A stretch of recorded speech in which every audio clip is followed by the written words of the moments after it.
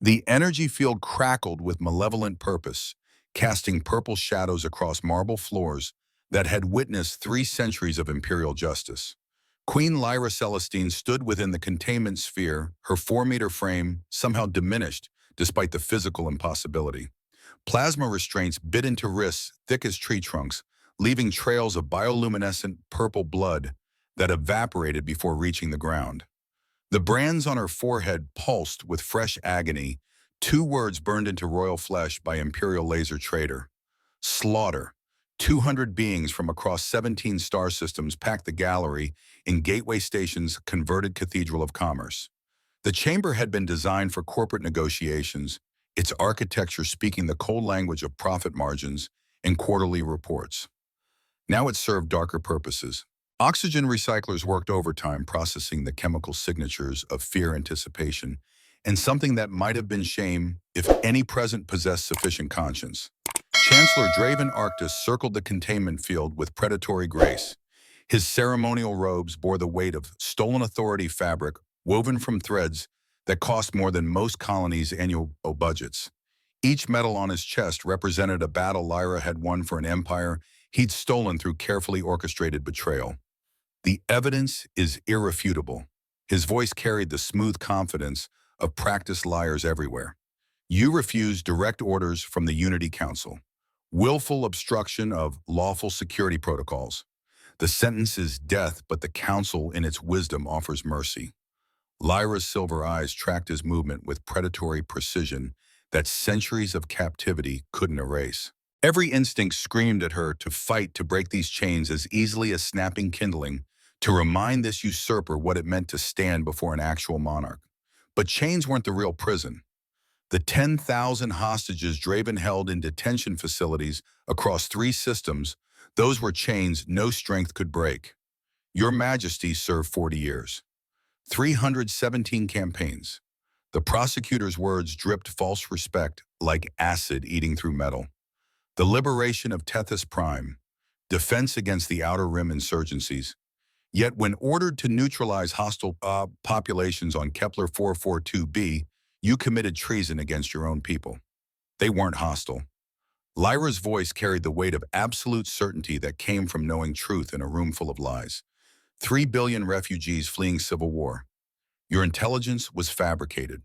There were no weapons caches, no military installations. Just families trying to survive your manufactured crisis. The gallery stirred. Whispers rippled through alien physiologies, clicking mandibles, rustling appendages, the wet sounds of species that communicated through biochemical exchange. Draven's smile never faltered. Truth was irrelevant when you controlled the narrative. The Unity Council's intelligence exceeds your judgment, former Majesty. Your role was obedience. You chose sedition. I chose not to murder 3 billion innocents. The words landed like physical blows. Several spectators shifted uncomfortably. One, a Valtorian merchant whose fortunes depended on Draven's continued favor, made a gesture that might have been agreement before catching himself. The prosecutor's eyes narrowed fractionally. Martyrdom was dangerous. Dead queens could inspire more rebellion than living traitors. The verdict stands. You are stripped of title lands and citizenship. Your bloodline is declared extinct. As for your physical disposition, his pause carried theatrical weight practiced in mirrors. The council decrees commercial liquidation. You will be sold through approved channels. Your protein will serve the empire you betrayed. The gavel fell. The sound echoed through recycled air that suddenly tasted like defeat. 3 weeks earlier, Colonel Robert Mitchell leaned against the observation viewport in Gateway Station's commercial sector and watched humanity's reach stretch across the void in the form of cargo vessels that looked like industrial rectangles, with engines bolted on as afterthoughts. 75 years of living left their mark in ways both visible and invisible. The slight drag in his left leg from shrapnel that Second Korean conflict surgeons had removed with whiskey and pliers, the constant ringing in his right ear from decades of jet engines before anyone figured out hearing protection mattered the way mornings required 3 cups of coffee before his hands stopped their slight tremor. But his eyes worked fine. Pilot's eyes. The kind that could track enemy interceptors through clouds over the Yalu River, or spot the telltale exhaust trail that meant someone was lining up a shot on your 6. The notification lit up his wrist display with the bureaucratic efficiency that made corporate overlords feel powerful. Contract terminated, payment voided. Consult local regulations for dispute resolution. 15,000 credits evaporated with the same emotional investment a child showed discarding broken toys. Mitchell's jaw worked grinding molars that had been replaced twice, once after ejecting at Mach zero point 0.9, once after a North Korean interrogator decided teeth were negotiable during the Second Korean conflict. The hauling contract represented 8 weeks of preparatory work, fuel purchased, supplies loaded, route filed with the Orbital Commerce Authority, all of it rendered meaningless because some executive 3 systems away wanted to pad quarterly projections by canceling vendor agreements. Around him, Gateway Station hummed with the controlled chaos of interstellar commerce, beings whose evolutionary paths had taken radically different trajectories, somehow managed to conduct business through the universal languages of greed and necessity. Holographic advertisements floated overhead in 16 languages, promising wealth in asteroid mining, adventure in colony worlds, transformation through genetic modification that the FDA had banned Earthside but couldn't regulate in international orbital space. Mitchell had seen these promises before, heard them in recruitment offices in 2133 when they needed pilots for something they called a stabilization operation that turned into 4 years of hell frozen at 30,000 feet. They'd called it the Second Korean Conflict, but pilots called it the First Korean War all over again. Same frozen peninsula, same MiG tactics descended from the original designs just a century later, with better weapons and worse politics. Read them in colony brochures after retirement when civilian life felt like wearing someone else's skin. Adventure was a word used by people who'd never watched friends burn. His reflection stared back from the viewport glass, white hair cut military precise because some habits never died. Face weathered by cosmic radiation that added 5 years to biological age for every year spent hauling cargo through space lanes where magnetic shielding was more suggestion than guarantee. The leather jacket hung loose on shoulders that had once filled a flight suit with the kind of confidence that only comes from not yet understanding how easily the universe kills. Above the collar, barely visible, a small pin caught the station's ambient light. Crossed sabers beneath wings. Second Korean conflict aviators. The design was simple because the men who wore them had been complex, young enough to believe in causes, old enough to die for them, smart enough to question, dumb enough to answer the call anyway. The photograph in his inner pocket pressed against his ribs with the weight of 3 years of widowhood. Catherine, blonde hair caught in Virginia summer sun, standing in the garden she'd spent 45 years cultivating, 3 months before the cancer diagnosis, 6 months before the hospice, 9 months before Mitchell learned that living and existing weren't the same thing. The other photograph stayed on his ship's console where he could see it every time he fired up the engines. David, 24 years old, armored mech commander's insignia bright against combat fatigues. The grin that said the universe couldn't possibly be stupid enough to kill someone with this much future ahead of them. Outer Colony Rebellion 2161. Friendly fire because some artillery officer 3 clicks away trusted his computer targeting more than his eyes. Mitchell turned from the viewport. Dwelling on the dead didn't bring them back. Catherine had spent 3 years dying to teach him that lesson, though he'd been a poor student. The corridor leading deeper into Gateway's commercial underbelly smelled like recycled air mixed with alien biology. Ozone from species that communicated through electrical discharge. Methane from beings whose homeworld orbited a gas giant. Something that reminded him uncomfortably of his grandmother's tuna casserole gone wrong. Holographic signs flickered in standard English alongside glyphs he couldn't read. Advertising services that ranged from legitimate to legally ambiguous to probably going to get you arrested, but enforcement is selective, this far from oversight. High-value asset liquidation. The sign hung above a converted cargo bay, professional lettering that spoke of corporate efficiency and plausible deniability. Mitchell had attended enough equipment auctions to recognize the format: surplus navigation computers, decommissioned mining equipment. Maybe score a deal on repair parts that would offset the financial disaster this day had become. The doors parted with pneumatic efficiency. What lay beyond made instincts honed in POW camps scream warnings his conscious mind took 3 seconds to process. The auction hall stretched 3 stories high, a converted hangar retrofitted with tiered seating that rose in concentric circles around a central platform. But the items being auctioned weren't equipment. They were people. Beings stood in transparent containment fields, their species as varied as their expressions of misery. A family of centauri with bioluminescent skin that flickered distress patterns. A pair of insectoid creatures whose compound eyes reflected the auction lights in fractal horror. Something that looked almost human except for the extra arms and the way it wept in frequencies that bypassed ears and went straight to the nervous system. A slave market, here, on a station that flew American flags outside every docking bay, under jurisdiction of the U.S. Orbital Commerce Authority, where the Constitution theoretically applied except apparently didn't apply to beings whose DNA originated somewhere other than Earth. Mitchell's hand drifted toward his hip muscle memory, seeking a sidearm that hadn't been there since his discharge 43 years ago. Gateway regulations prohibited civilian weapons. The rules suddenly felt less like public safety and more like ensuring merchandise couldn't fight back. Welcome, welcome. The auctioneer oozed across the platform, a creature that resembled a slug the size of a refrigerator, if refrigerators were made of translucent mucus and malevolent efficiency. Its translator collar converted glutinous speech into cheerful standard that somehow made everything worse. I am Vex, your host for this afternoon's premium biological acquisitions. All sales final. Health certificates available upon request for registered buyers only. Payment accepted in all major currencies, cryptocurrency, or certified trade goods.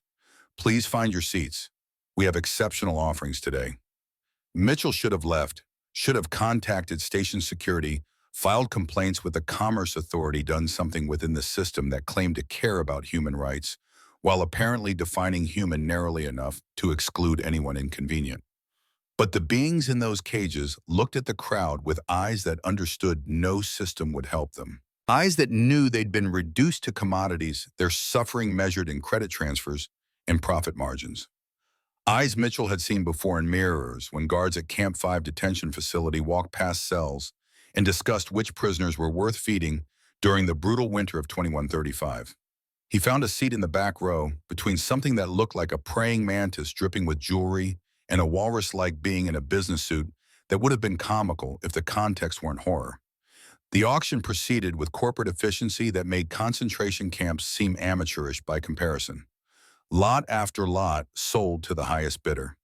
Domestic servants, labor units, breeding stock.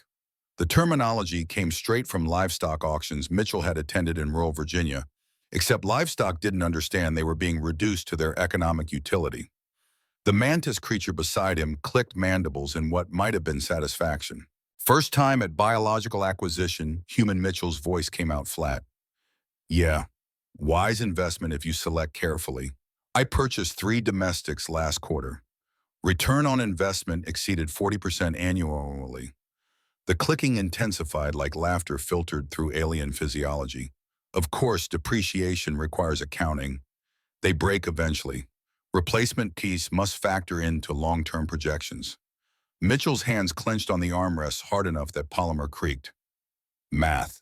They were discussing sentient beings using the same cost-benefit analysis as farming equipment, Lot 17. Vex's announcement carried theatrical flourish that probably played well to regular customers. A genuine Valtorian command class female. Designation Lyra Celestine. Supreme Commander rank in official military records. Unfortunately deemed oversized for standard breeding protocols and politically inconvenient for traditional execution methods. The containment field shimmered, revealing her. Mitchell's breath caught despite 7 decades of cultivated emotional control. She towered at 4 meters purple skin that seemed to absorb and reflect light simultaneously like amethyst viewed through water. Chains thick enough to moor ships bound her wrists and ankles, connected to a restraint harness that looked like it belonged on industrial machinery rather than living beings. Her face could have been carved by artists who understood that beauty wasn't about symmetry, but about the mathematics of proportion taken to scales human architects never imagined. But the brands on her forehead made something cold and ancient coil in Mitchell's gut. Traitor, slaughter, still weeping plasma that evaporated before it could drip. Fresh marks, recent judgment. Now I know what you're thinking. Vex circled the containment field with the smooth patter of someone who'd given this speech 1,000 times. What does one do with a Valtorian too large for breeding and too notorious for quiet disposal? The answer, my friends, is elegantly simple. The exotic protein market pays premium rates for command-class specimens. Conservative estimates place her at 800 kilograms of the finest cuts in the galaxy. Observe the muscular definition, the bone density from genetic optimization, the cellular structure engineered for combat efficiency. This is not common stock. This is artisanal protein. Excited chittering erupted from a cluster of insectoid buyers near the front. One raised a serrated appendage. Fresh kill only, or will you process and flash freeze for distribution? Fresh kill strongly preferred. Vex's eye stalk swiveled with mercantile glee. Neural cord severing ensures optimal meat tenderness through controlled stress hormone release. The protein literally melts. Customer testimonials available upon request. Mitchell watched her face as alien voices debated her dismemberment with the enthusiasm of wine collectors discussing vintages. Her expression never changed, carved stone indifference that spoke of either acceptance or denial so profound it had achieved transcendence. But her hands trembled inside the restraints. Just barely. Just enough for someone watching carefully to notice. Just enough for someone who'd stood in similar circumstances, hearing his own fate discussed by captors who considered him less than human, to recognize the monumental effort that false calm required. Camp 5, Korean Peninsula, winter of 2136. The Chinese political officer explaining through a translator how American pilots would be tried as war criminals, how confessions would be extracted through education, how examples would be made for propaganda purposes that served the greater good of revolutionary justice. Mitchell had stood in frozen mud listening to his death sentence delivered in broken English, while guards placed bets on whether he'd break during interrogation or require more persuasive methods. He'd survived because a South Korean infiltrator got word to UN forces about POW locations. Pure chance, random mercy from a universe that killed with casual indifference. The woman the Queen, his instincts corrected, had no infiltrator coming, no rescue, just 800 kilos of premium protein and a countdown to systematic butchery. The bidding started at 50,000 credits. Numbers climbed with the speed of professional buyers who understood market dynamics and the logistics of interstellar protein distribution.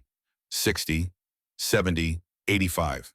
A corpulent creature that resembled a diseased toad if toads evolved on planets with 3 times Earth gravity raised multiple arms with disturbing flexibility. 90,000. But I want the liver reserved for my private collection. It's supposedly psychoactive when prepared correctly. Noted. Vex's translator added unnecessary cheerfulness to words that should have been evidence in war crimes tribunals. Liver reserved for buyer designation, Glor 9. Do I hear 95? Mitchell stood before his conscious mind, caught up with muscle memory. The words came out with the same flat certainty he'd used reporting coordinates to artillery spotters when being accurate meant the difference between mission success and friendly fire. 150,000. The hall fell silent with the abruptness of radio failure. Every eye stalk and sensory organ swiveled toward the back row.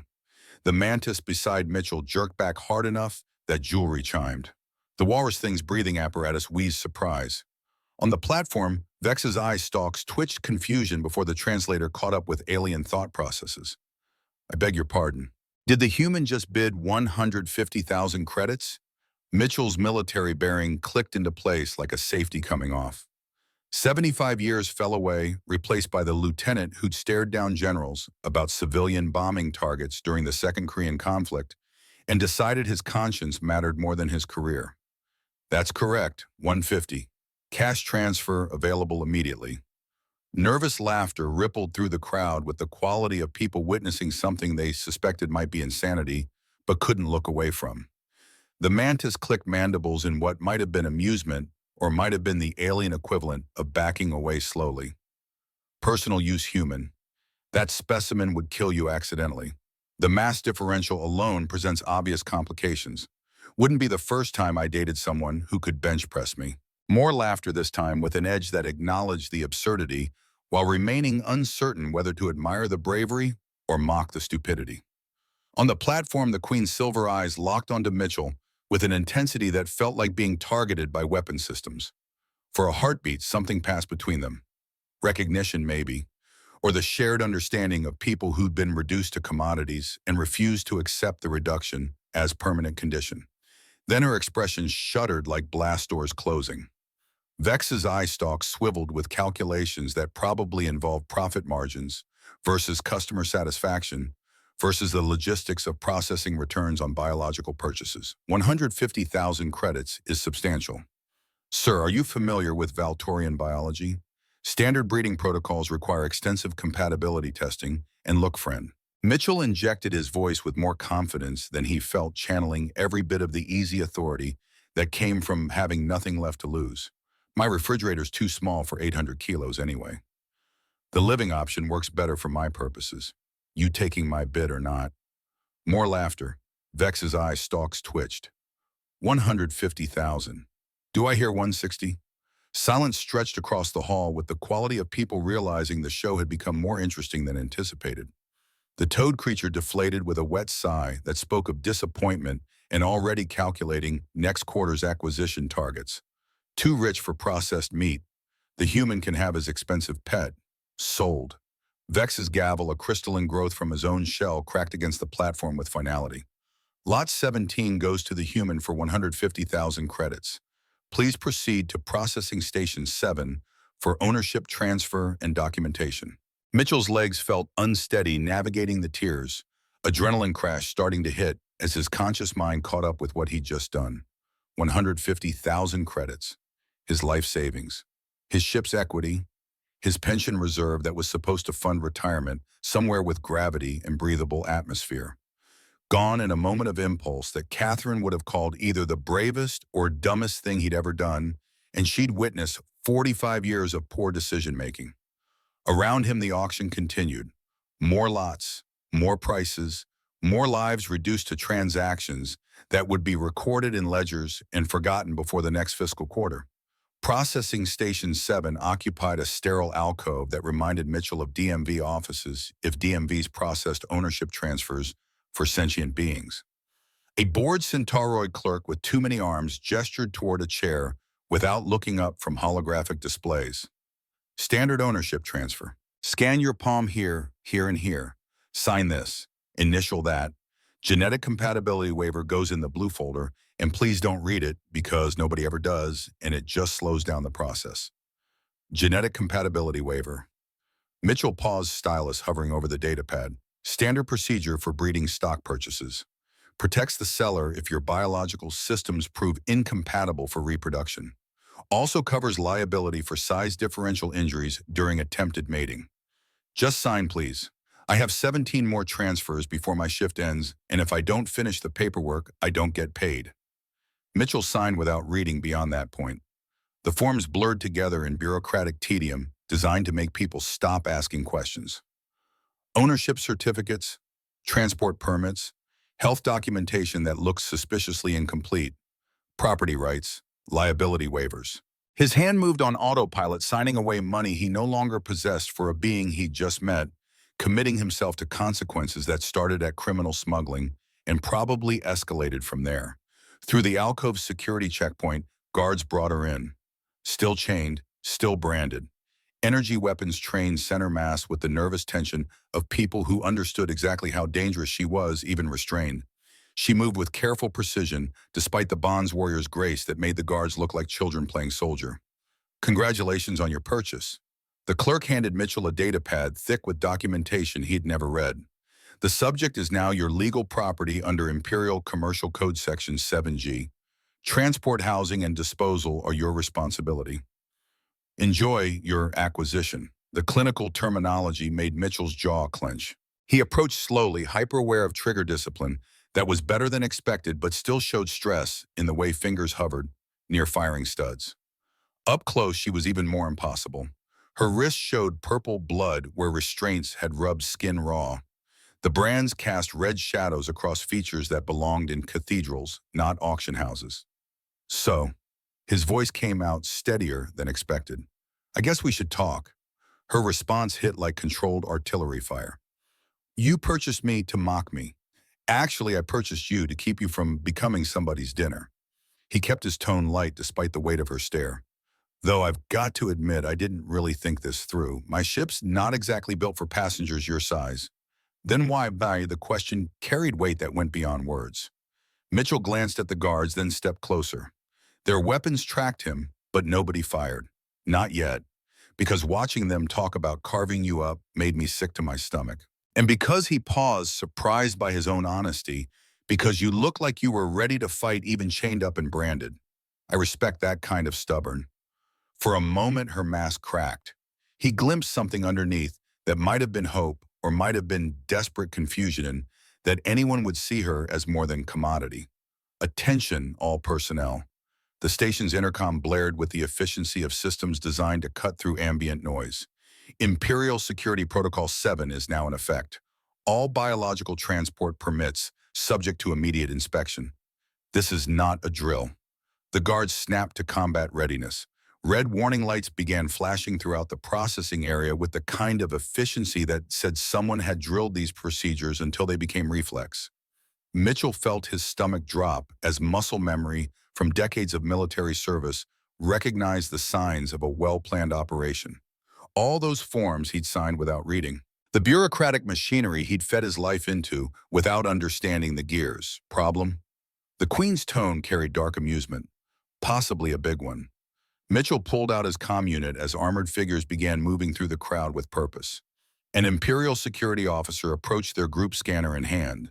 The armor was U.S. Orbital Commerce Authority standard issue, which meant American companies made it under defense contracts and sold it to whoever had credits. Biological Transport Permit Inspection. Present your documentation immediately. Mitchell handed over the data pad with what he hoped looked like casual confidence instead of growing certainty that he'd just committed several felonies. The officer's scanner chirped, processing the forms. Chirped again, then began emitting a high-pitched whine that made everyone in the area look up. Sir, the officer's voice carried the mechanical precision of someone reading from prepared text because improvisation meant liability. According to this documentation, you have just purchased 800 kilograms of unlicensed biological material for transport across Imperial space without proper health certification or breeding permits. This constitutes biological contraband, smuggling, a Class 7 felony, carrying mandatory minimum sentencing. Now hold on, Mitchell began. You are under arrest pending investigation.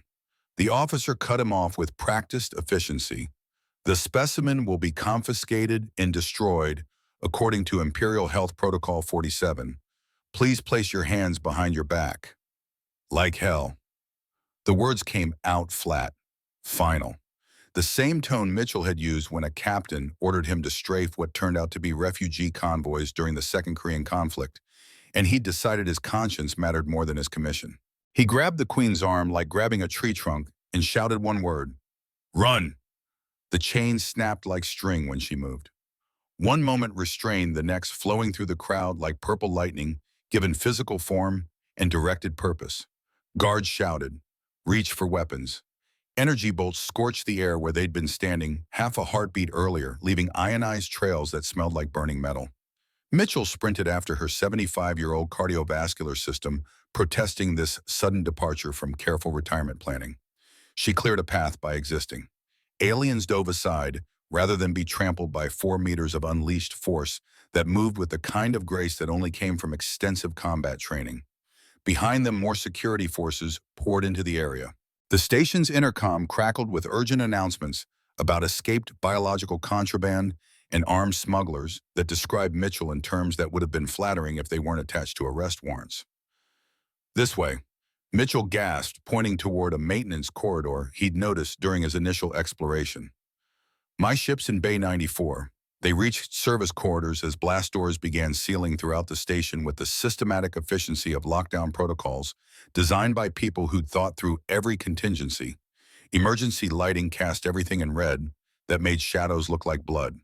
Mitchell's lungs burned, cardiovascular system lodging formal complaints about treatment that violated their long-standing agreement about reasonable retirement activities. Around them, Gateway Station transformed from commercial hub to high-security prison automated systems activating with mechanical precision that didn't care about context or justice or the difference between criminals and people who'd committed the crime of conscience. Your ship better be fast. The Queen didn't sound winded, fast enough, Mitchell hoped. Question though, any chance you know how to operate plasma cannons? She glanced down at him with the first real smile he'd seen cross her face. Sharp as a combat knife and twice as dangerous. I was genetically engineered for war before they decided I'd be more valuable as protein. What do you think? I think I might actually survive this. They burst into Docking Bay 94 as klaxons wailed throughout the station with the kind of urgency that said someone important was very angry about something expensive escaping. Mitchell's ship squatted on its landing struts like a mechanical toad that had seen better decades scarred patched held together by spite in his mechanical skill and the kind of stubborn refusal to die that military surplus equipment specialized in. The Liberty's Call, 40 years old, named after Catherine's favorite hymn, Home, Home Sweet Home. Mitchell panted, triggering the boarding ramp. Hope you don't mind tight quarters. The Queen had to duck almost double to fit through the airlock designed for human-scale occupants. The ship's quarters barely accommodated her massive frame. She moved carefully, testing each step like someone afraid of breaking things that couldn't be replaced. Interesting, she murmured, studying the cramped interior. You live alone in this compact space. Compact's one word for it. Mitchell hit the bridge, running muscle memory, taking over as fingers danced across startup sequences he could perform blind. I prefer cozy, though that was before I had a house guest who could bench press a shuttlecraft. The Liberty's Call's engines rumbled to life with reassuring vibration that meant the reactor core was still functional despite being 3 decades past recommended replacement. Through the viewports, Mitchell could see Imperial security forces surrounding the docking bay with the systematic efficiency of people following a checklist. Maybe 30 seconds before those blast doors sealed them in permanently. Robert Mitchell. The Queen said his name like tasting it for the first time. That's your designation. Just Mitchell's fine. He strapped himself into the pilot's chair as the ship lifted off on thrusters that probably needed maintenance he couldn't afford. Unless you prefer, hey you or that idiot who bought you, I prefer the idiot who saved me. The docking bay doors began grinding shut with the mechanical inevitability of bureaucracy made physical. Mitchell pushed the throttle forward, sending the Liberty's Call shooting through the gap with meters to spare and the kind of piloting that required either exceptional skill or suicidal confidence.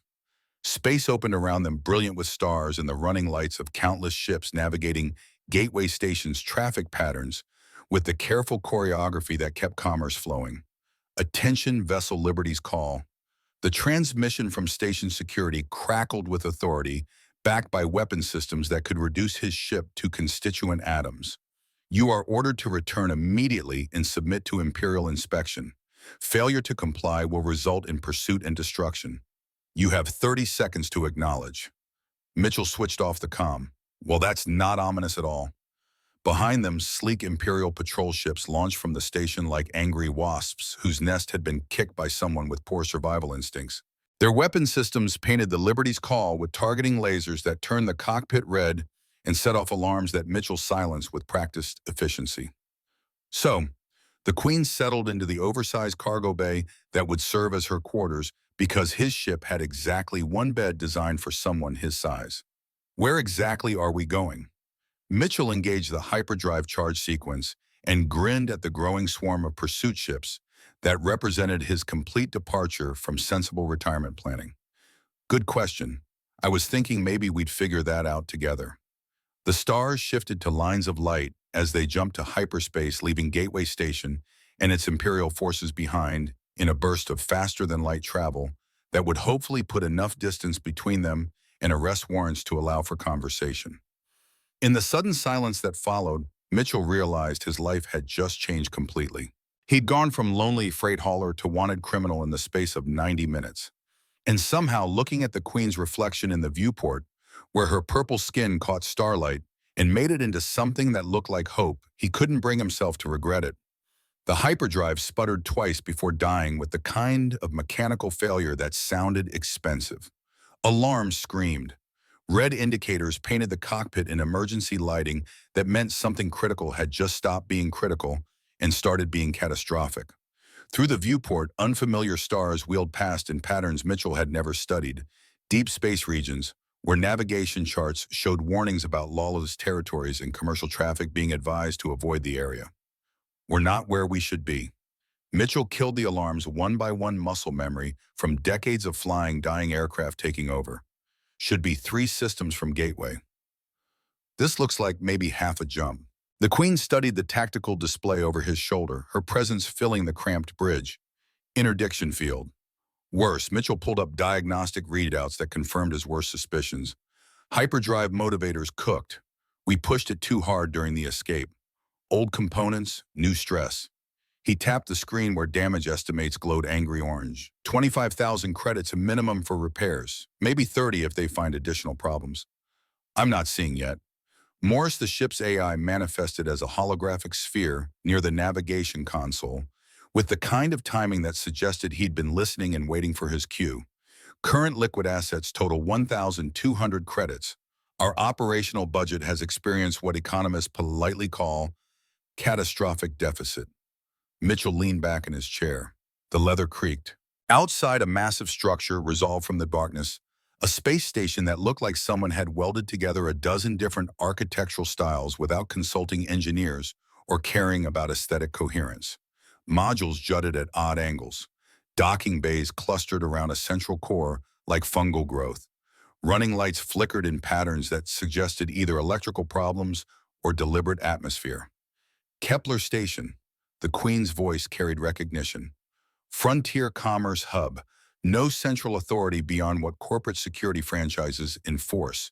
Very little law that matters. You've been here before 15 years ago. Diplomatic negotiations between Valtorian Unity and the mining cartels. She moved to the viewport, studying the station with the kind of attention that came from understanding places had personalities. It's grown since then. More desperate, more dangerous. Perfect place for fugitives then. Perfect place to disappear or die trying. Through hyperspace's distorted view, Mitchell had finally asked the question that mattered. Who are you really? Lyra's response came with the weight of fallen empires. I am Queen Lyra Celestine, rightful ruler of the Valtorian Empire. 6 months ago, Chancellor Draven Arctus staged a coup. He wanted me to sign a decree authorizing genocide on planet Kepler 42b, 3 billion refugees from civil war.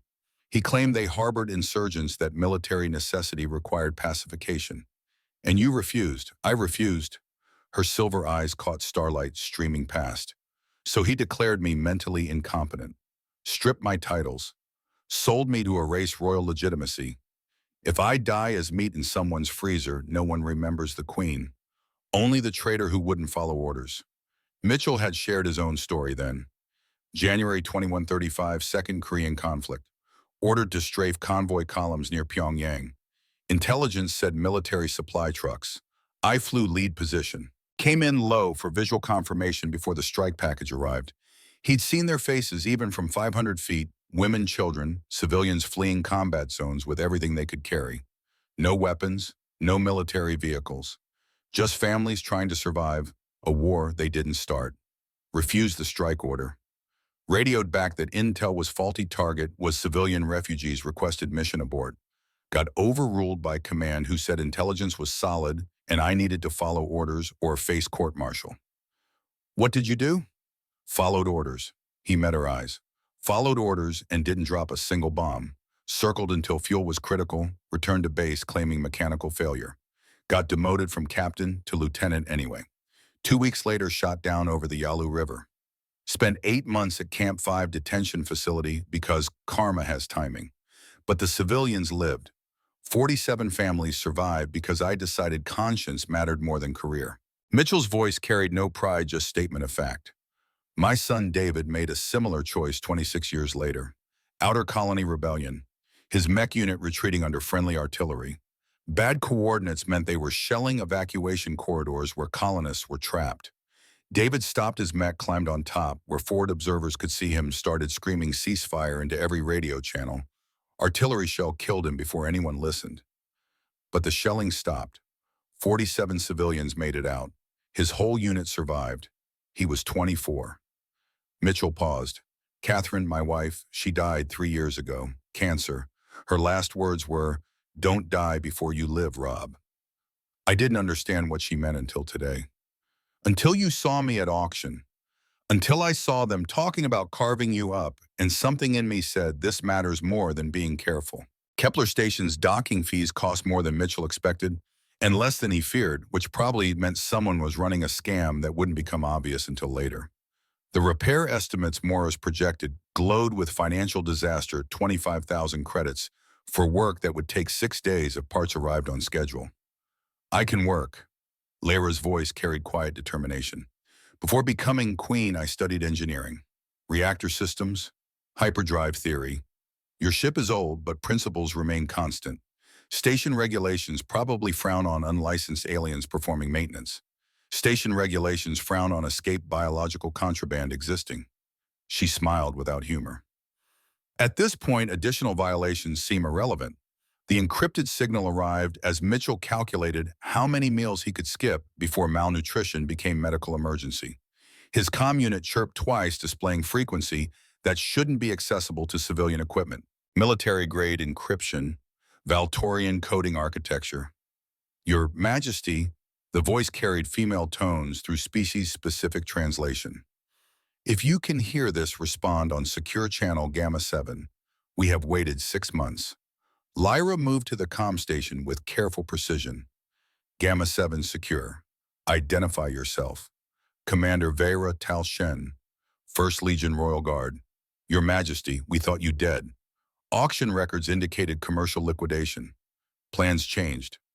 Lyra's smile carried sharp edges. I had assistance from an unlikely source. The cantina called the Broken Chains smelled like industrial solvents mixed with alien metabolism and desperation. Vera stood when Lyra entered, tall, scarred, moving, with controlled power that spoke of genetic optimization and decades of discipline.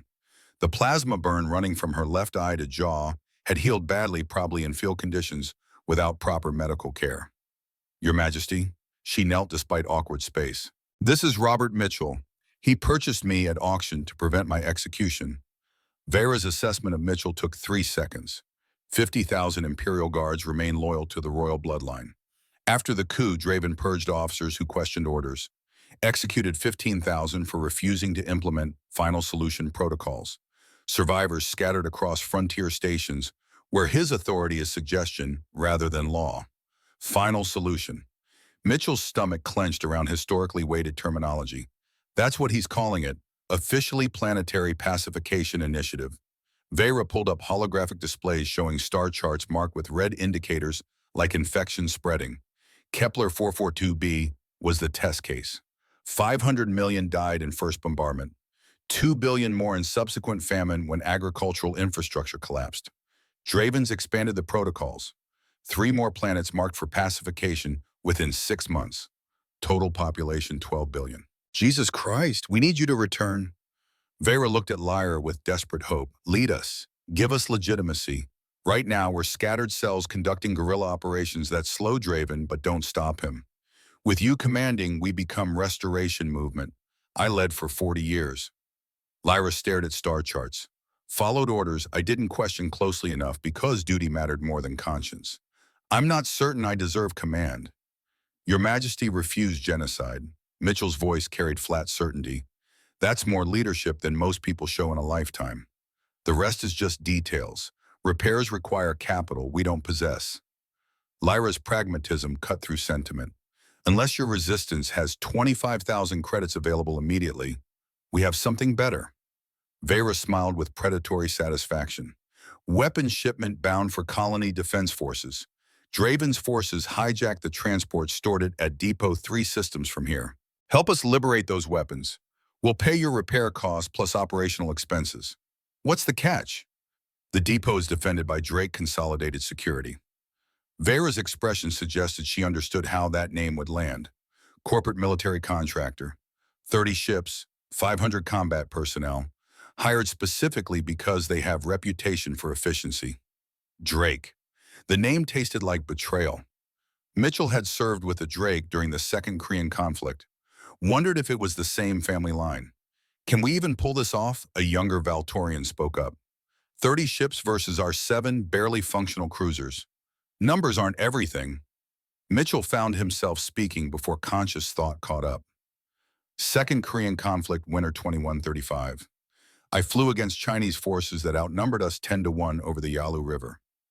Superior numbers mean nothing if you're looking in the wrong direction. Explain. You don't fight their strength, you attack logistics. Communications. Make them paranoid about internal threats, so they're constantly watching each other instead of external opposition. Mitchell pulled up holographic display and started marking tactical points. Here's how we did it over Mig Alley. The planning session stretched 4 hours and 3 pots of something approximating coffee. Mitchell fell into old rhythms, the lieutenant who'd briefed bomber crews about target priorities and not dying stupidly. Lyra contributed imperial military doctrine, treating warfare like engineering problems. Vera added practical experience from asymmetric operations, where survival meant being smarter rather than stronger. By the time they finished, they had a workable plan that would either succeed brilliantly or kill them all. The young soldiers gathering in makeshift training facility looked like children in armor that didn't fit. Teenagers, mostly with a few older veterans, whose eyes carried exhaustion from too many battles and not enough victories. They represented Resistance's newest recruits pulled from refugee camps and places where Draven's genocide had left enough survivors to form opposition. My name is Robert Mitchell, former Lieutenant, United States Air Force. Second Korean conflict, 2134 to 2137. He kept his voice conversational. I'm going to teach you how to fight a war you can't win with conventional tactics. The soldiers straightened, attention sharpening. One raised tentative hand. Sir, we have 7 ships against their 30. How do we survive first contact? You don't fight 30 ships. Mitchell pulled up holographic display showing depot's defensive perimeter. You fight their fuel depot, their communications relay, their food supply. Make them hungry, cold, unable to coordinate. Then when they are paranoid and divided, you hit one ship with overwhelming force and disappear before reinforcements arrive. But Draven's war room required attention. Cut to the flagship Sovereign Majesty, where holographic displays showed star charts marked with operational timelines, treating billions of lives like logistics problems. Draven stood at center with calm that came from absolute certainty in his own righteousness. The Outer Rim colonies continue harboring resistance elements. His voice carried smooth justification. Pacification operations will eliminate these sanctuaries and demonstrate futility of opposing unity authority. Civilian casualties will be substantial. A council member spoke with hesitations, suggesting she still possessed something resembling conscience.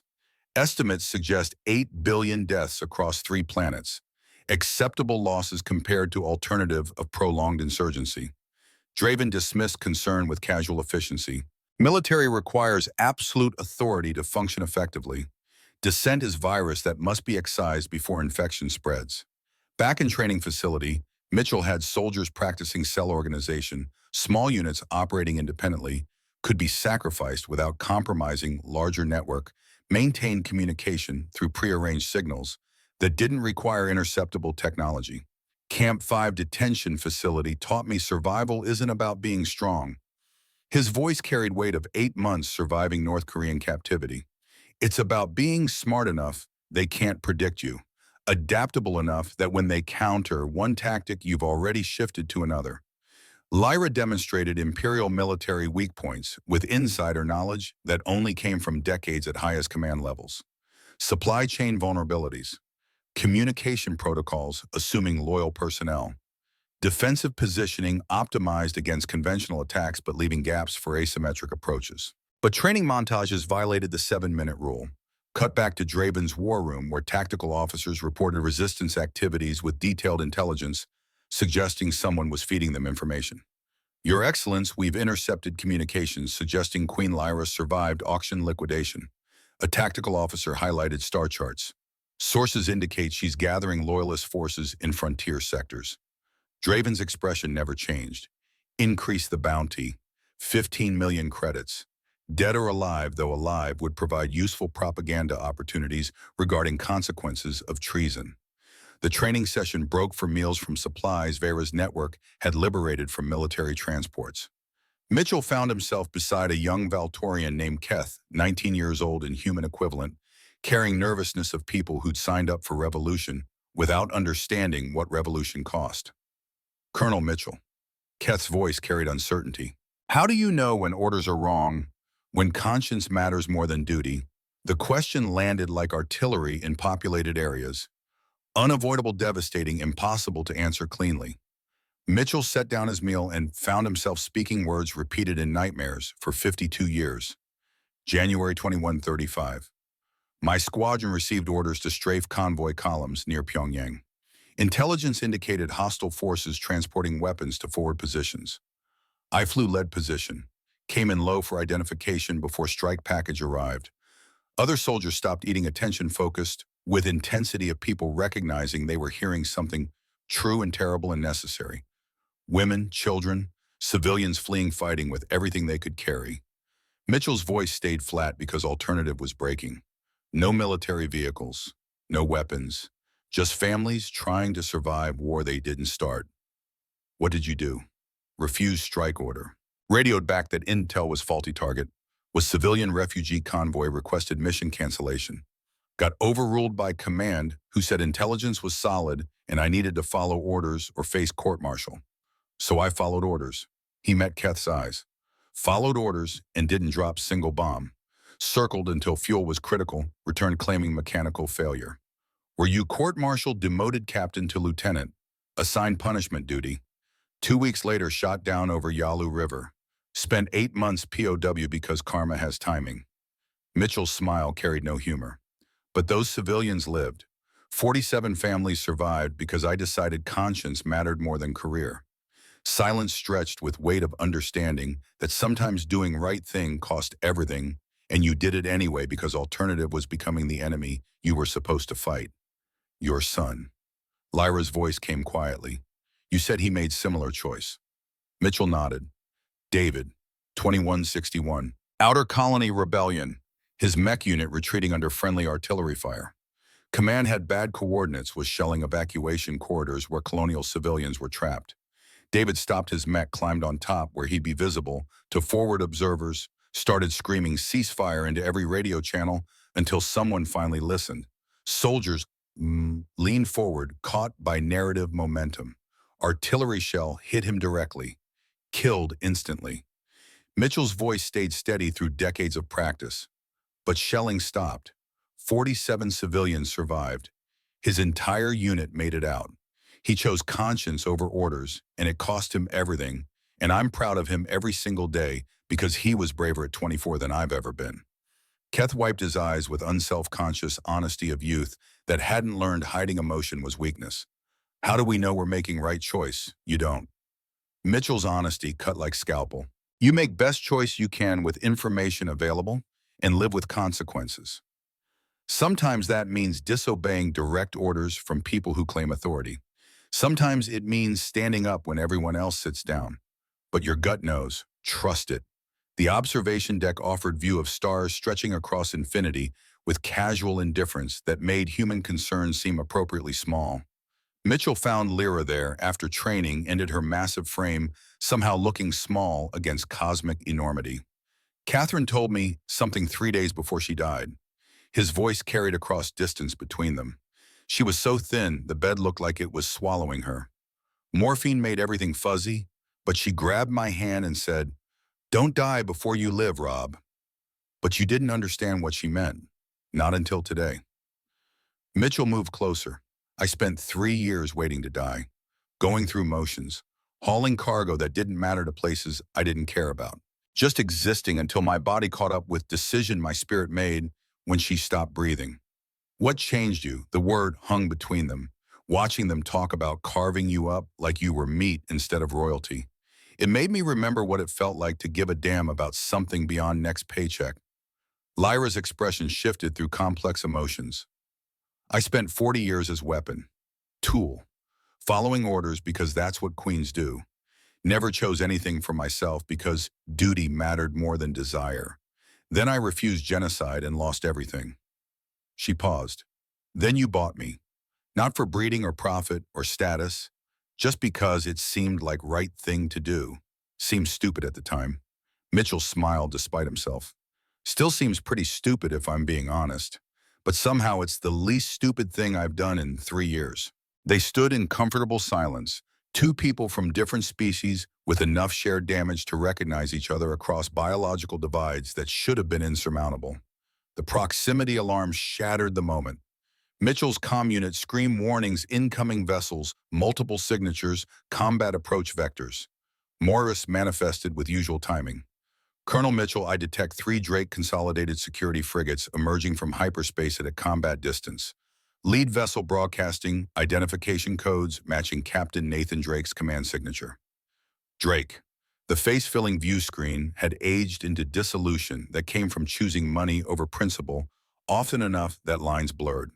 Nathan Drake wore corporate military insignia that looked like someone had thrown authority at uniform without understanding what authority meant. Robert Mitchell. The voice carried forced cheerfulness. Been long time, brother. Heard you were hauling freight in this sector. Not anymore. Mitchell kept his voice flat. Had some financial setbacks recently. So I heard. Drake's smile sharpened. I also heard you purchased extremely valuable biological assets at Gateway Station. There's substantial bounty for recovery. 15 million credits. That's retirement money, Rob. Life-changing money. I'm not handing her over. Didn't expect you would. Drake's expression shifted to something approaching genuine regret. Which is why I brought sufficient force to make alternative clear. 3 frigates, 70 combat personnel weapon systems that could reduce your antique to debris before you finish explaining why conscience matters more than common sense. He paused. I have 3 kids, Rob. College isn't cheap. 15 million pays for education, retirement, maybe chance at life we were promised when we signed up. You're seriously using kids as justification for human trafficking? She's not human. Legally speaking, she is biological property and unauthorized possession. I'm just enforcing contract law, the electromagnetic cage deployed with military precision. Purple energy wrapped Liberty's call like Predator's jaws, systems shutting down with cascading failure. The ship shuddered, artificial gravity fluctuating. Boarding teams on approach, Morris announced, with AI calm. 20 personnel in powered armor. Estimated breach time 40 seconds. Lyra moved through ship with purpose, making quarter walls seem inadequate. She reached airlock as Drake's soldiers cycled through with weapons drawn and tactical discipline that looked professional until they saw what they were facing.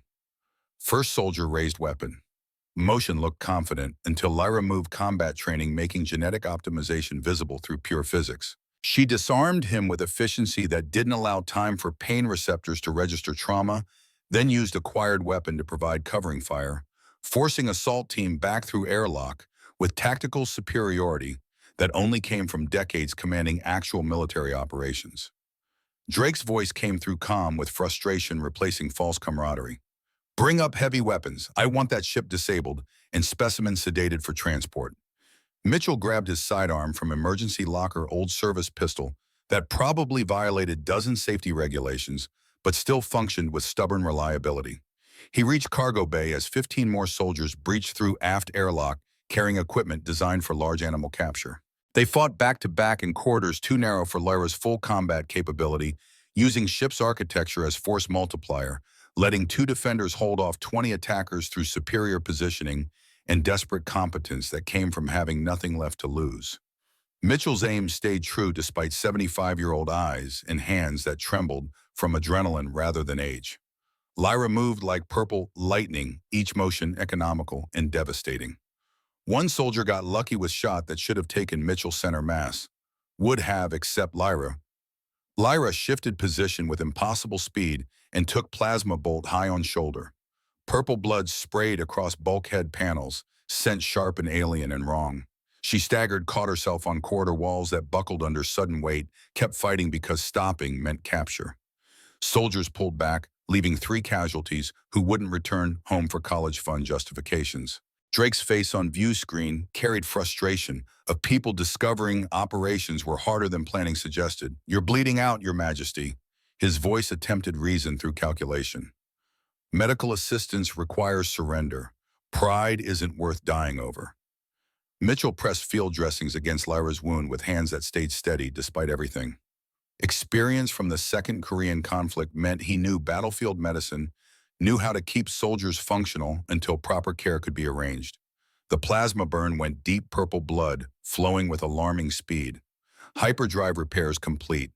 Morris announced with timing suggesting either perfect coincidence or divine intervention. Emergency jump possible, though not recommended, given structural integrity concerns and active weapons lock.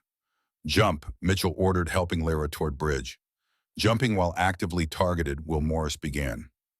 I said jump. Reality twisted sideways with nauseating sensation accompanying faster-than-light travel initiated while weapon systems maintained active target locks. Space became abstract concept distance, meaning nothing and everything simultaneously. Drake's ships vanished into whatever mathematical framework governed hyperspace transition, replaced by unfamiliar stars suggesting they jumped in random directions, prioritizing distance over destination. Mitchell sealed Lyra's wound with emergency medical supplies designed for humans, but working adequately on Valtorian biology if you ignored manufacturer warnings about species compatibility. She'd lost enough blood that deck was slick with purple, seeming to glow with internal light. Her breathing came shallow and rapid, skin losing color suggesting traumatic shock was imminent.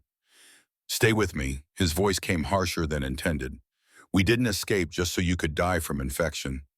Her eyes focused with difficulty, silver iris contracting. In my quarters, medical kit, blue container, Valtorian coagulant, applied directly. Mitchell found kit buried in supplies she'd maintained through 6 months of captivity, evidence of preparation speaking to military discipline that never quite shut off. The coagulant burned when it contacted wound chemical reaction, looking alarming until purple blood stopped flowing and started hardening into organic polymer, serving as temporary biological patch. As he worked, Lyra's consciousness drifted in ways, meaning she was processing trauma, while shock made filters ineffective. Words slipped out in Valtorian that translators struggled to render accurately. Names, coordinates, battle designations carrying weight beyond simple military jargon. Tethys, she whispered. Marcus Thorne. 3,000. I killed them all. Medical bay's lights flickered with power fluctuations, probably meaning jump had stressed systems beyond recommended parameters. Mitchell finished medical work and settled beside Lyra, as ship's systems compensated for damage with automated repairs buying time rather than solutions. Tell me about Tethys. Her eyes opened, focusing with terrible clarity that came from memory too sharp to blur with comfortable lies. 15 years ago, Battle of Tethys Station. Draven was advisor, then presented intelligence about rebel operations. Marcus Thorne supposedly commanded insurgent cell harboring weapons of mass destruction. Evidence indicated 3,000 combatants using civilian station as shield. Mitchell's stomach sank because he recognized this story's architecture. I ordered strike. Complete saturation. No survivors to provide intelligence to remaining rebel cells. Standard Imperial protocol for hardened military targets. She paused, purple blood still seeping through coagulant's edges. 3 days later, discovered truth. No weapons, no military installation. Marcus Thorne was democracy advocate, organizing peaceful transition from military dictatorship. The 3,000 were civilians, families, children. Her voice broke on last word. Elena Thorne was 12, somehow survived hiding in service ducts while station burned. She watched her father die. Her mother, everyone she'd ever known, killed because I trusted fabricated intelligence from advisor who wanted to eliminate political opposition and knew his queen would follow orders. Mitchell understood then why Drake's betrayal felt inevitable, why Draven's coup had succeeded, why Lyra had refused genocide orders when time came. Some lessons required paying for with blood that could never be washed clean. You didn't know. His voice carried certainty born from similar guilt. Draven manipulated you, used your training against you. That's on him, not you. I gave order. Responsibility is mine. She met his eyes. Elena Thorne has spent 15 years rising through military ranks, becoming sword Draven wields against resistance. She serves him not from loyalty, but from vengeance. She wants me dead. How do you know? Because that's what I'd want. If someone killed everyone I loved because they were too busy following orders to question whether those orders were just. Silence stretched between them, weighted with shared understanding that some mistakes couldn't be fixed, only carried. Catherine said something else. Mitchell spoke quietly. After "don't die before you live" part, She told me guilt was fire that consumed unless you transformed it into purpose.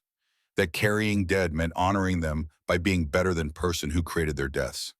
How do you become better after killing 3,000 innocents? By ensuring nobody else has to carry that same guilt. By stopping Draven before he kills 12 billion more. By teaching next generation when to question orders. Mitchell's voice hardened. Your redemption isn't forgiveness, it's prevention. The proximity alarm destroyed Moment's fragile comfort with mechanical efficiency. Morris manifested urgency through holographic color shifts. Colonel Mitchell need detect Dreadnought-class vessel emerging from hyperspace. Configuration matches Imperial military specifications. Weapon systems charging. We are being hailed. Put it through. The face-filling view screen carried youth hardened into something approaching middle age through accumulated trauma, rather than simple time passage. 27 years old maybe, with her father's eyes and her mother's bone structure, and scar across left temple, speaking of survival, that shouldn't have been possible. Commander's insignia marked her as someone who'd risen fast through ranks that should have taken decades. Queen Lyra Celestine. Voice carried controlled fury vibrating through translator static. I am Commander Elena Thorne. 15 years ago, you murdered my father Marcus Thorne, my mother Sarah, and 2,985 others at Tethys Station. Display behind Elena shifted, showing footage recorded by security systems before they failed. Young girl crawling through burning corridors, watching through ventilation grates as plasma fire consumed everything. Image quality was terrible, but context made it devastating. Childhood destroyed in real time by someone following orders. I was 12, hiding in service duct number 7. Elena's control fractured slightly. I watched you kill my family, spent 15 years training, becoming weapon that would finally bring justice. Behind her holographic displays showed detention facilities across 3 systems.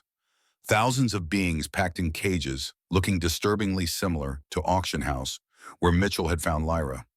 Image panned across faces carrying exhaustion of people who'd given up hope, but kept breathing from stubborn biology. 10,000 political prisoners.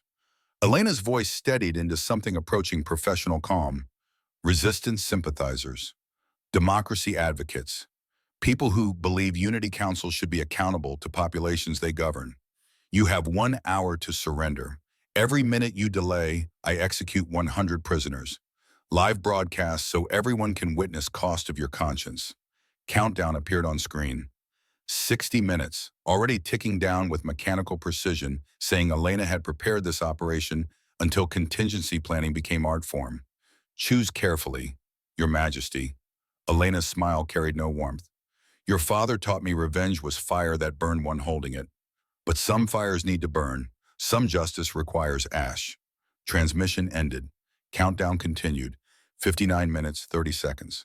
Mitchell stared at tactical display, showing Dreadnought with firepower sufficient to reduce Liberty's call to constituent atoms before weapons systems finished charging. Behind him, Lyra's breathing had steadied, but her wound still seeped purple blood, saying she needed proper medical attention they couldn't access. Okay, he spoke into silence, feeling like standing at grave sites. I have idea, you're not gonna like it. Does it involve me surrendering worse? Mitchell pulled up documentation from auction house legal forms he'd signed without reading because bureaucracy had made him careless. Marriage contracts, genetic compatibility waivers, ownership transfers using terminology suggesting romantic partnership rather than commercial transaction. Morris. His voice carried desperate creativity that came from running out of conventional options. You're licensed as universal chaplain for multicultural ceremonies. That correct? Technically yes, though, Morris began. Can you legally marry us right now? Silence stretched, 3 seconds feeling like years. Lyra's eyes widened with understanding that said she'd process plans logic faster than conscious thought. Explain advantage, her voice carried desperate hope. Earth Colonial Law Article 47. Mitchell pulled up legal documentation he'd memorized from ship's licensing requirements. Married spouses cannot be classified as biological property or commercial assets. You'd gain U.S. citizenship through marriage. Federation protection. Elena can't execute Federation citizen without creating diplomatic incident that Draven can't afford right now. That's insane. It's technically legal, which might be more important. You'd be permanently bound to me, targeted by everyone hunting me. Your life would become exponentially more dangerous for no benefit beyond momentary legal protection. Mitchell looked at her 4 meters of wounded alien royalty bleeding purple in his cargo bay because he'd decided impulse purchasing escaped execution victims seemed reasonable and realized he'd already made this choice 6 hours ago at auction house when common sense should have prevailed. I'm 75 years old. Lost my wife 3 years ago. Lost my son 26 years before that. Been alone so long, I forgot what living felt like instead of just existing. He met her silver eyes.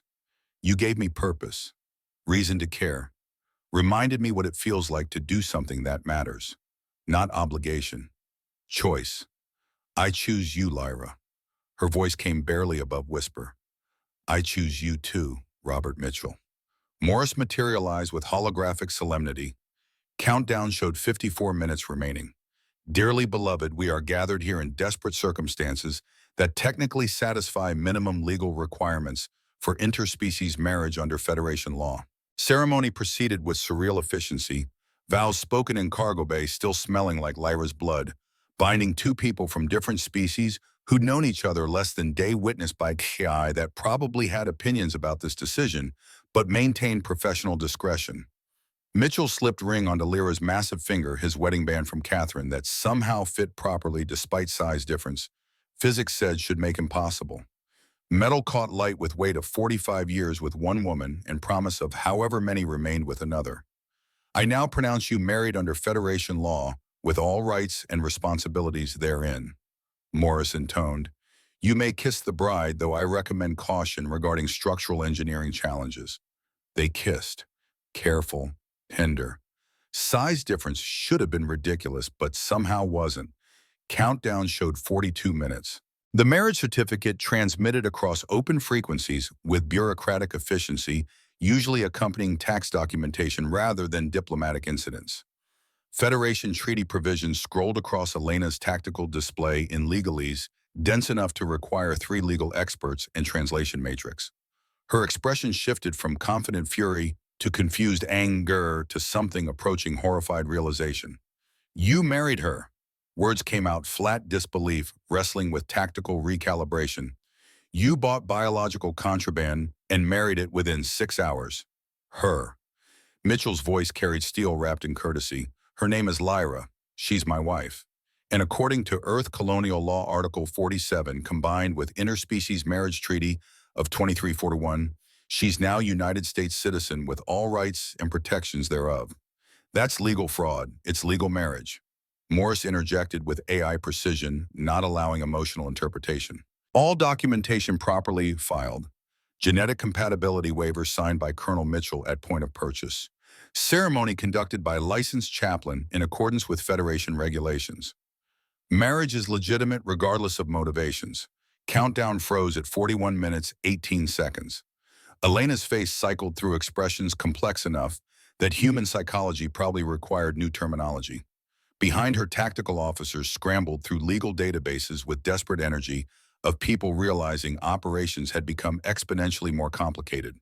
You can't execute Federation citizen without creating diplomatic incident. Mitchell pressed advantage with same calm he'd used negotiating with the interrogators about whether torture constituted legitimate intelligence gathering. I imagine Draven would be unhappy explaining to Earth's State Department why his commander killed American on what amounts to personal vendetta.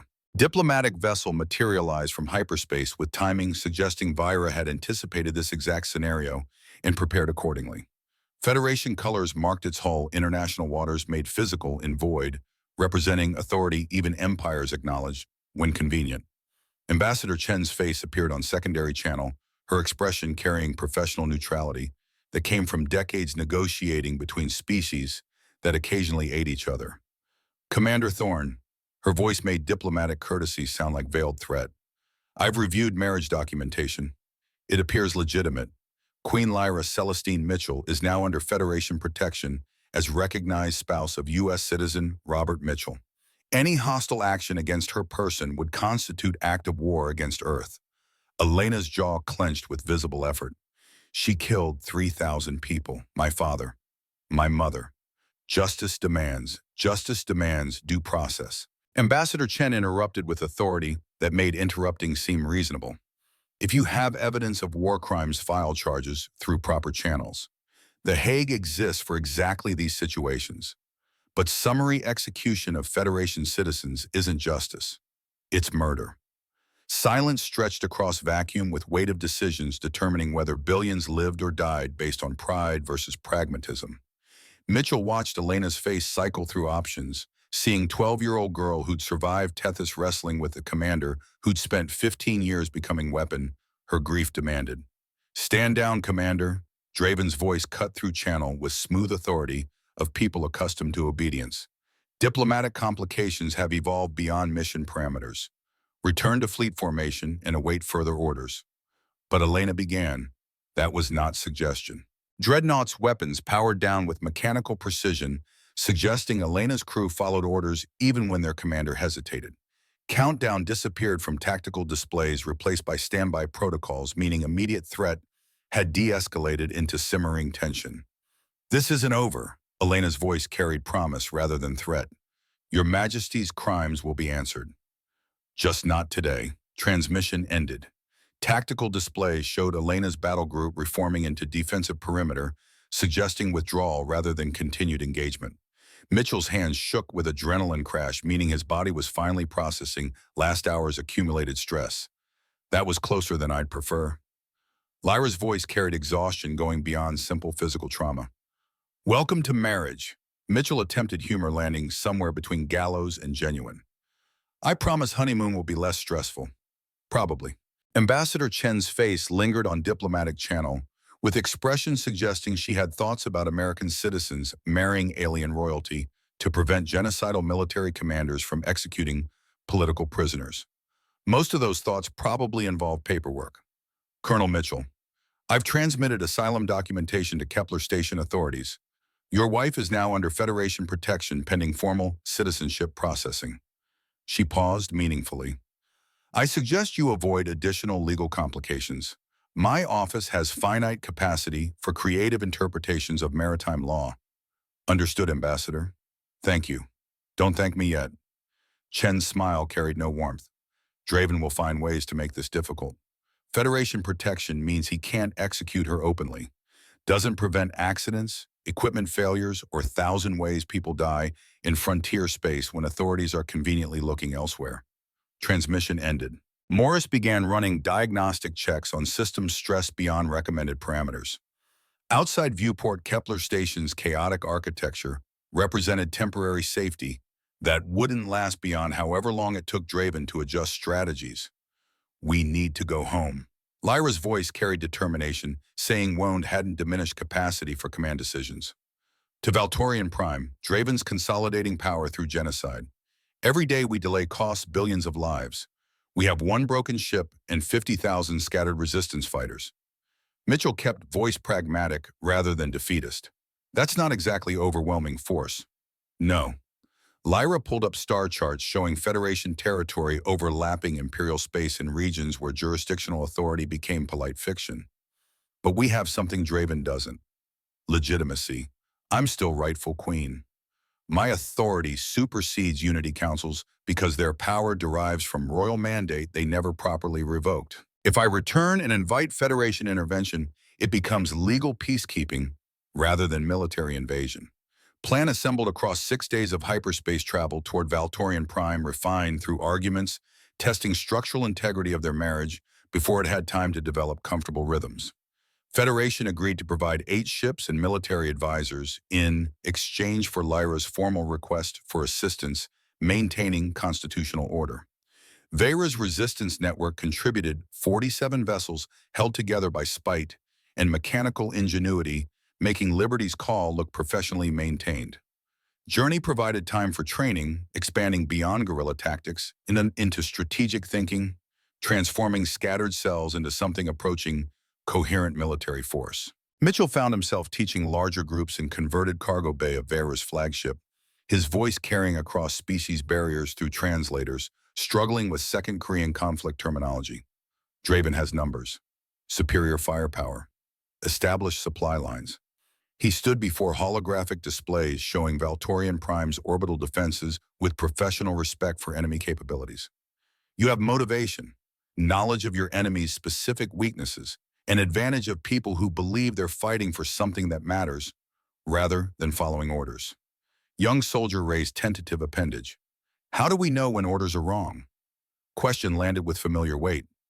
Mitchell glanced at Lyra, who nodded encouragement, saying some lessons required repetition until they became instinct rather than theory. Your conscience knows. Answer came easier with practice. When orders require you to harm innocence. When authority demands you betray principles defining who you are. When following orders would make you villain in someone else's story. He paused. My son David died because he chose conscience over orders. Stood between his mech and civilians during friendly fire. I'm proud of him every day because being brave isn't lacking fear. It's acting despite terror because alternative is becoming what you're supposed to fight.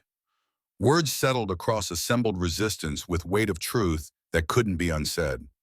Several soldiers straightened expressions shifting from nervous uncertainty to something approaching resolve.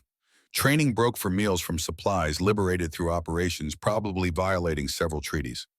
Mitchell found himself walking observation decks with Lyra, her wound healing, with Valtorian efficiency, making human recovery times seem inefficient. Cherd, his voice carried across space between them. Terrified, her honesty made vulnerability seem reasonable. What if I fail? What if more innocents die because I trusted wrong intelligence again? What if I'm weapon-driven claims rather than leader Vera needs? Mitchell took her hand-size difference, somehow emphasizing connection rather than highlighting biological impossibility. Catherine told me, fear means you care. Psychopaths don't worry about consequences. Good people do. That doubt is what separates you from Draven. They stood watching stars stream past at faster-than-light velocities, making distance irrelevant, two people from different species bound by paperwork, and something that might have been love if love could develop in 6 days of crisis management and tactical planning. Intimacy happened naturally, growing from shared trauma and desperate hope into something requiring no announcement. They learned each other's rhythms, discovered biology was flexible enough to accommodate intention when intention was strong enough. Physical aspects required creativity and humor, and mutual trust only coming from having already risked everything together. Afterward, lying in quarters barely containing her frame, Mitchell traced healing wound on her shoulder and thought about legacy and purpose and strange paths leading 75-year-old pilots to marry alien queens in cargo bays while fleeing genocidal admirals. No regrets, Lyra's voice carried genuine curiosity rather than insecurity. Best impulse purchase I ever made. He meant it. Though I should probably stop browsing auction houses, this habit could get expensive. Her laugh rumbled through his chest where he rested against her sound, carrying joy, saying humor was surviving despite everything trying to kill it. Sixth day brought them within sensor range of Valtorian Prime. Planet hung in space like purple jewel wrapped in defensive architecture, making Earth's orbital defense grid look primitive. 200 automated cannons. 30 capital ships in patrol formations covering every approach vector. Sensor nets detecting unauthorized hyperspace transitions 3 systems away. Draven had turned homeworld into fortress, saying paranoia and military competence weren't mutually exclusive. 10,000 prisoners remained in detention facilities scattered across 3 orbital platforms, their continued survival serving as leverage keeping resistance operations constrained. Vera's intelligence suggested platforms maintained minimal crew because Draven needed personnel for offensive operations, implementing final solution protocols across 12 billion targets. Plan required Mitchell to fly Liberty's call directly toward flagship Sovereign Majesty, broadcasting surrender on every frequency that existed. While Imperial forces focused on capturing escaped Queen for public execution, Vera's special operations teams would infiltrate detention platforms through maintenance quarters, security had ignored because routine maintenance wasn't dramatic enough to merit command attention. Federation ships would provide cover fire from maximum range engaging patrol vessels without committing to full assault constituting active war unless Lyra formally requested intervention after establishing surface control. It was a terrible plan, relying on Draven's arrogance, Elena's desire for personal revenge and timing, precise enough that Murphy's Law would have multiple opportunities demonstrating its enduring relevance. You'll be in kill zone, Vera stated obvious with military directness. No shields. Weapons offline to demonstrate surrender. 300 guns aimed at your ship waiting for orders to fire. Been shot down before. Mitchell checked flight suit with hands staying steady despite reasonable terror. Survived worse odds over Yalu River when Chinese interceptors outnumbered us 10-1 during the Second Korean conflict. Difference being, you had ejection seat. Lyra's voice carried concern going beyond tactical calculation. This ship doesn't have escape pods fitting your biology. Then I guess I better not need them. Liberty's call separated from main fleet with lonely finality, making grand gestures seem simultaneously heroic and stupid. Behind them, resistance ships positioned themselves in asteroid fields and sensor shadows waiting for signal, committing them to operations ending in either liberation or extinction. Mitchell engaged comm system broadcasting on Imperial military frequencies, probably having every tactical officer in range scrambling to verify impossible signal. This is Colonel Robert Mitchell, United States Air Force, aboard civilian vessel Liberty's Call. I'm carrying Queen Lyra Celestine Mitchell. We're surrendering to Imperial authority, requesting direct approach to flagship Sovereign Majesty for formal transfer of custody. Response came within seconds. Draven's face filled view screen with expression suggesting he'd already won and was simply enjoying formality of watching enemies accept defeat. Colonel Mitchell, how thoughtful of you to deliver my escaped property. His smile carried smooth confidence coming from controlling every variable. Approach under escort. Any deviation from prescribed flight path will result in immediate destruction. 4 destroyers materialized from patrol formations, weapons trained on Liberty's Call, with disciplined precision, saying their crews were professionals who wouldn't hesitate if given firing orders. They boxed Mitchell's ship in formation, preventing maneuvering while maintaining optimal firing solutions. 5 kilometers from flagship, Morris announced with usual timing. All systems reading nominal, though I feel compelled to note this plan has significant probabilistic challenges. Noted, Mitchell kept hands steady on controls, feeling like extensions of nervous system after 40 years of flying. Lyra, you ready? She moved to weapons station despite surrender protocols, her presence filling bridge with potential energy, reminding everyone involved that Queens didn't stop being dangerous just because circumstances temporarily constrained action. Proximity alarms screamed warnings about unauthorized vessels emerging from sensor shadows. Vera's teams had begun assault on detention platforms, small craft darting through defensive perimeters, with reckless precision, only coming from people who'd accepted death as likely outcome and decided mission mattered more than survival. Draven's expression shifted from confident triumph to cold fury. You thought I wouldn't detect ground operations, naive. Holographic display behind him showed guards in detention facilities. Weapons raised prisoners pressed against cage walls with expressions recognizing death arriving on schedule. Execute them. Draven's voice carried no emotion. All of them. Live broadcast so resistance can witness cost of negative. Vera's voice cut through channel with satisfaction, saying her plan had accounted for exactly this response. Those are holographic projections. We extracted real prisoners 40 minutes ago through maintenance corridors. Your security protocols considered beneath notice. You're threatening empty cages.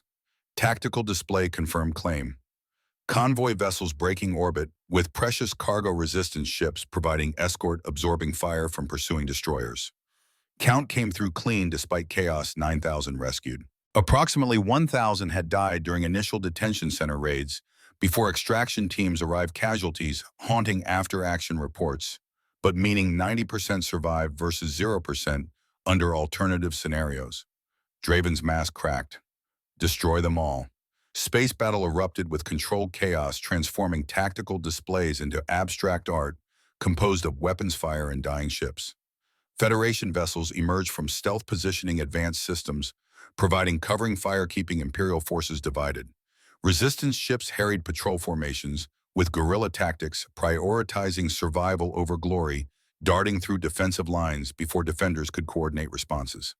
Mitchell pushed Liberty's Call into evasive maneuvers, stressing superstructure beyond design specifications.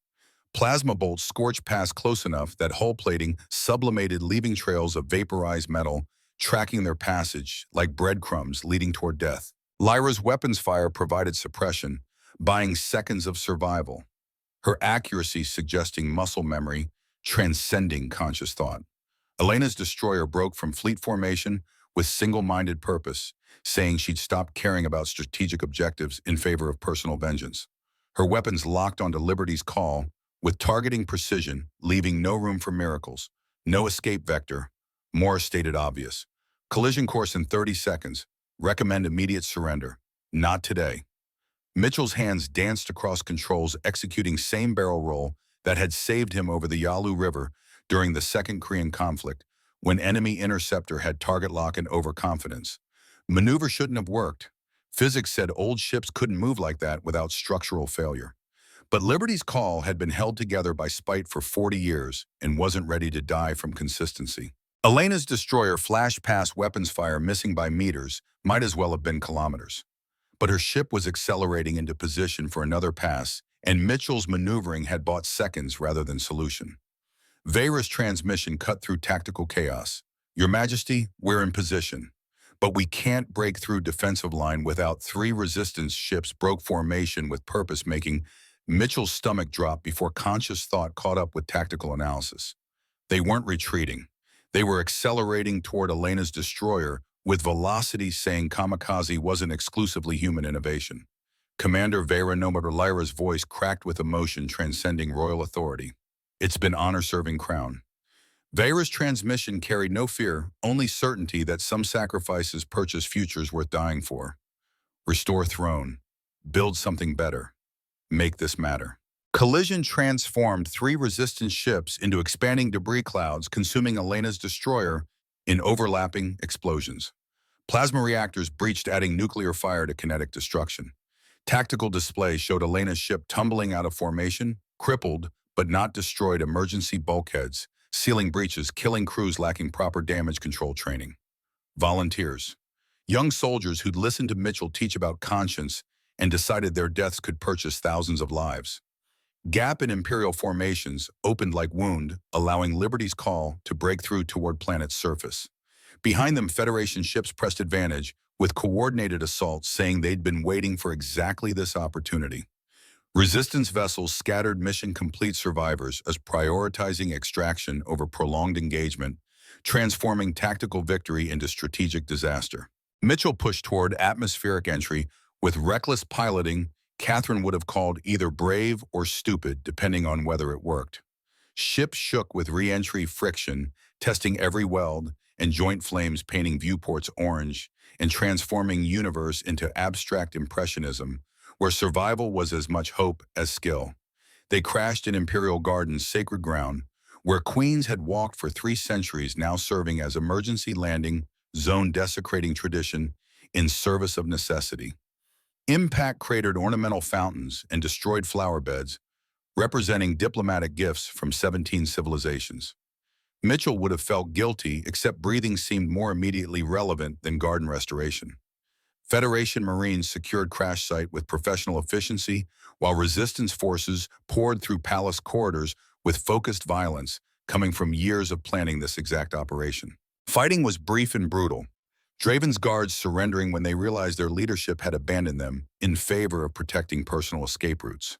They found Draven in the throne room, surrounded by Unity Council members whose authority had evaporated along with military protection. He wore ceremonial robes, looking ridiculous in absence of power playing at legitimacy when circumstances had revealed him as small man with delusions of grandeur, supported by other people's violence. This throne is mine by right of Unity Council authority. His voice attempted confidence that his surrounded position contradicted. Crown serves at council pleasure. You were removed through legal process superseding individual monarchy. Lyra approached with controlled fury, making violence seem restrained by comparison. You fabricated evidence to authorize genocide, murdered 500 million beings to consolidate power, planned to kill 12 billion more. That's not governance. That's systematic extermination. Draven lunged toward concealed weapon with desperate speed, suggesting he'd prepared for exactly this contingency. Motion looked confident until Elena Thorne stepped from Federation custody and shot him with plasma pistol, set to non-lethal because some crimes require trials rather than battlefield justice. He stands trial for crimes against sentient life. Elena's voice carried absolute authority despite disheveled appearance, suggesting recent spacecraft collision. At The Hague, under Federation oversight, for my father and everyone else whose deaths require answers. Mitchell watched Draven writhe on marble floors and felt no satisfaction, only exhaustion coming from understanding violence never solved problems cleanly. Around them, Federation Marines processed Unity Council members with bureaucratic efficiency, transforming war criminals into legal defendants requiring proper documentation. Palace steps offered view across Capital City, where citizens gathered in numbers suggesting news traveled through unofficial channels faster than official censorship could suppress. Lyra stood before them bearing plasma burns and brands marking her as traitor, her presence transforming propaganda into living refutation. I don't deserve to rule, her voice carried across crowds through amplification systems. I failed you, trusted advisors who manipulated my conscience, gave orders that killed innocents. But I vow no more genocide, no more tyranny. We build democracy together. Free elections in 6 months. Crowds' response built slowly, individuals finding courage in collective action, voices joining until chant became physical force. Lyra, Lyra, Lyra. Mitchell stood beside her and watched his wife become symbol rather than person, wondering if she'd ever get chance to be simply Lyra rather than Queen Lyra, whose choices determined billions of fates. 1 year later, Mitchell Institute of Ethical Command occupied former Unity Council headquarters, architecture, cleansed through repurposing rather than demolition. Building that had housed genocidal planning now taught officers when to question orders, how to recognize propaganda justifying atrocity, importance of conscience over career advancement. Mitchell stood before a classroom filled with students whose species ranged across biological possibilities, seeming impossible before humanity reached beyond Earth. His hair had gone whiter. His limp had worsened. But his eyes maintained clarity coming from finding purpose in teaching next generation's lessons paid for in blood. When orders become crimes. He began a lecture with words refined through repetition. How do you know difference? Young Valtorian raised her hand tentatively. Sir, what if refusing orders costs your career? Your freedom, then you decide whether your conscience is worth more than comfort. Mitchell pulled up historical footage showing David's final moments sharing grief, never diminishing despite time's passage. My son died because he chose right over orders. I'm proud every day because courage isn't lacking fear. It's acting despite terror because alternative is becoming what you're supposed to fight. Students leaned forward, attention sharpening with recognition. They were hearing truth rather than theory. Outside windows, city rebuilt itself with determined optimism, saying populations believed futures could be better than pasts. Memorial Garden occupied former parade grounds, where Unity Council had displayed military power through choreographed violence. Now it grew flowers Catherine would have recognized Virginia roses transplanted across light years, because Mitchell needed tangible connection to woman who'd taught him living mattered more than existing. Lyra walked paths with careful precision, despite obvious pregnancy. 6 months along bearing child biology said shouldn't exist, but love had made inevitable. Doctors had stopped trying to explain how human and Valtorian genetics had produced viable embryo. Some mysteries resisted scientific explanation in favor of accepting impossible gifts. Do you regret? Her question came quietly, hand resting on belly containing their impossible daughter. Best 150,000 credits I ever spent.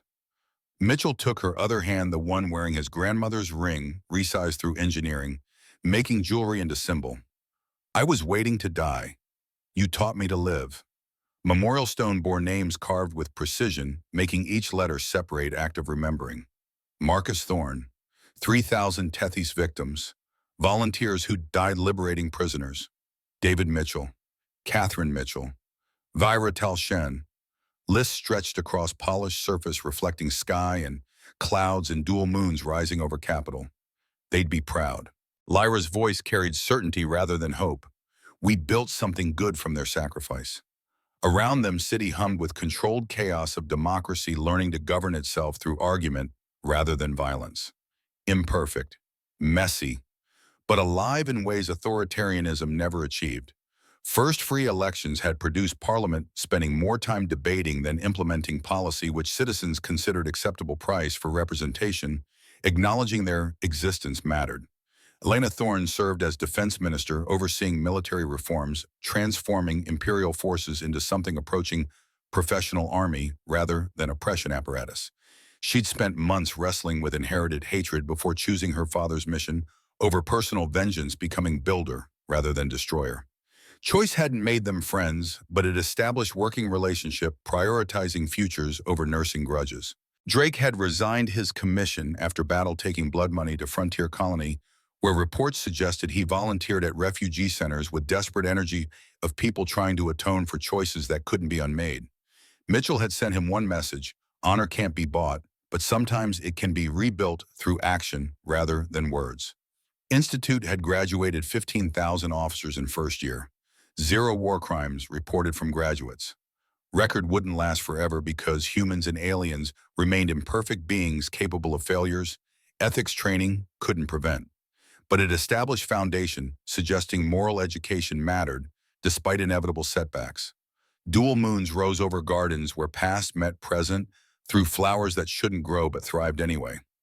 Mitchell stood beside his impossible wife, carrying their impossible daughter, and thought about legacy and purpose and strange mathematics transforming impulse purchases into revolutions. My name is Robert Mitchell. He spoke to memorial stones that couldn't answer but listened anyway. 76 years old, second Korean conflict veteran, widower, father, husband, teacher. I thought life ended when Catherine died. Turns out it just required finding someone worth living for. Lyra's hand tightened on his purple fingers, intertwining with pale ones in symbol, meaning more than words could articulate. Around them, city breathed with rhythm, saying populations believed tomorrow could exceed yesterday through incremental improvements rather than grand gestures. One person can change galaxy. Mitchell's voice carried across gardens where volunteers tended flowers as honoring dead who'd purchased this peace. We're proof, not through violence, through choosing conscience over comfort, through teaching next generations that orders requiring atrocity don't deserve obedience, through building futures that honor sacrifices by being better than past that created them. Stars emerged as daylight faded, brilliant points suggesting infinite possibilities. Their daughter kicked inside Lyra's belly with insistent energy, saying she'd arrived with opinions and wouldn't hesitate sharing them. Princess Sarah Elena Mitchell Celestine, inheriting legacies from 4 species and 2 cultures, representing futures where biology mattered less than choosing to be better. Some purchases change your life, Mitchell thought as dual moons painted gardens silver. Mine changed universe, not through grand strategy or military brilliance, just through seeing someone who needed help and deciding that mattered more than careful retirement planning. Lyra leaned down, kissing him with tenderness, making size differences irrelevant. I love you, Robert Mitchell. I love you too, Your Majesty.